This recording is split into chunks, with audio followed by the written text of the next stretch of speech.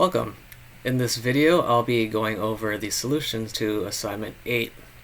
So let's get right into it. In assignment 8, you guys are supposed to learn about 2D arrays, how to use them, and how to iterate over them, and just get familiar with them. So we start with part A. Create a two-dimensional array to hold this data. One dimension should represent the dates, and the other should represent the three measures, total cases, total deaths, and daily cases. The first thing you should do is print out the whole array using nested loops. So the first thing you want to do is store this data and then print it neatly like this.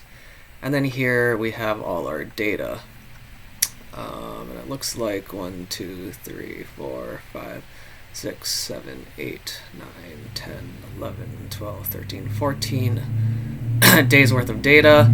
And for each day, we have total cases, total deaths, and daily cases.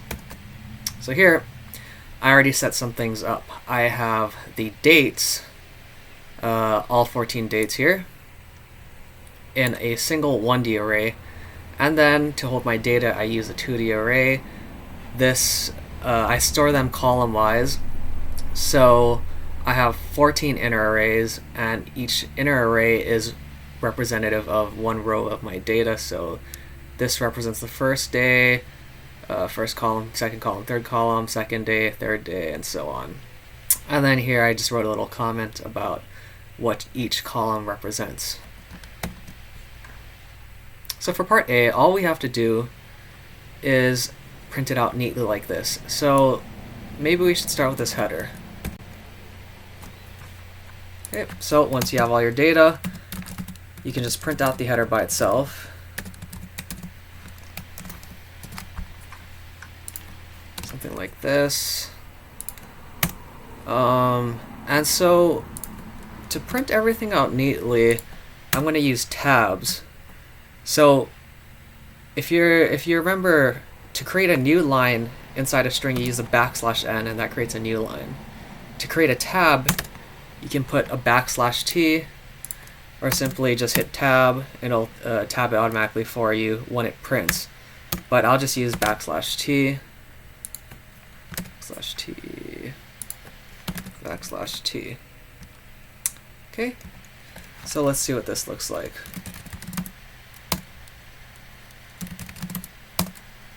Okay, so here is our header line. Now, we want to iterate through each row of this data, print the date, and then print the each column. And we can do that with a single for loop.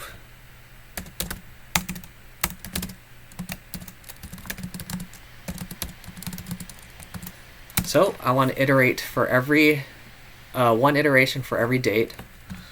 So we can do dates.length.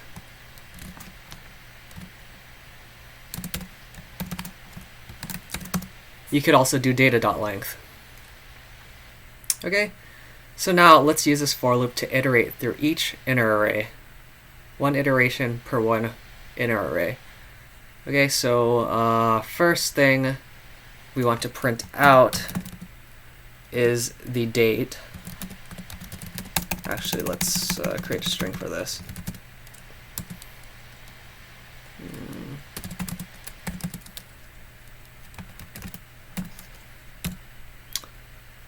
So dates at I, and then we want to print out the total cases at the corresponding column of data. So this is data at the ith inner array, and then once we're in the correct inner array, then we index the column that we want, which is the 0th column, because that's the column for total cases. Okay, plus data, so same thing here. And we print this out at 1 because we want the total deaths. And then again,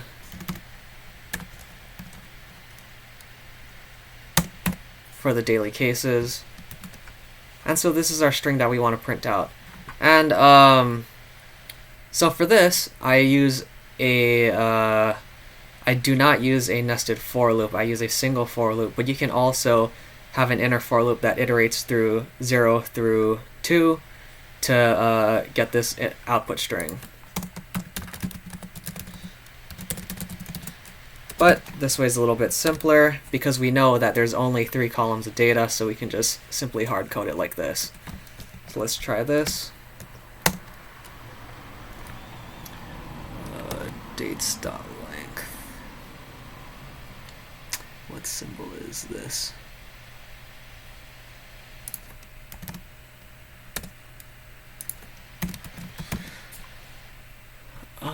Cannot find symbol dates.length.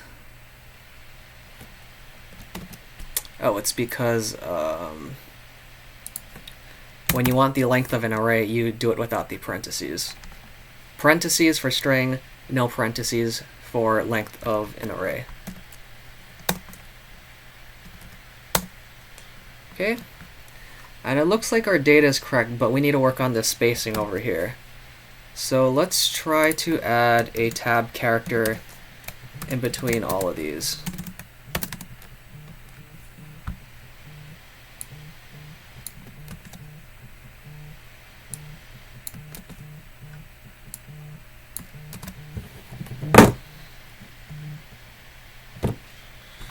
Okay, so just like here, I just added a tab character in between each of these things.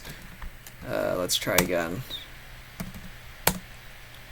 Okay, still not quite because the spacing right here doesn't line up. So total cases is in line, but total deaths is not in line. So we can try and add another tab character between total cases and total deaths, which is this one right here.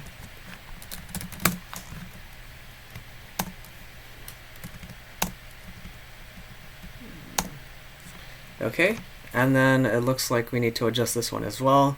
So we add another tab character between total deaths and daily cases.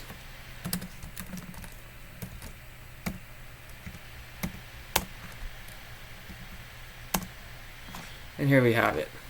This is all our data. It's all lined up, and it looks correct. So that's it for part A. In here, I use a single for loop. But you can also use a nested for loop to iterate 0, 1, and 2 through each column of each row, but this way is a little bit simpler.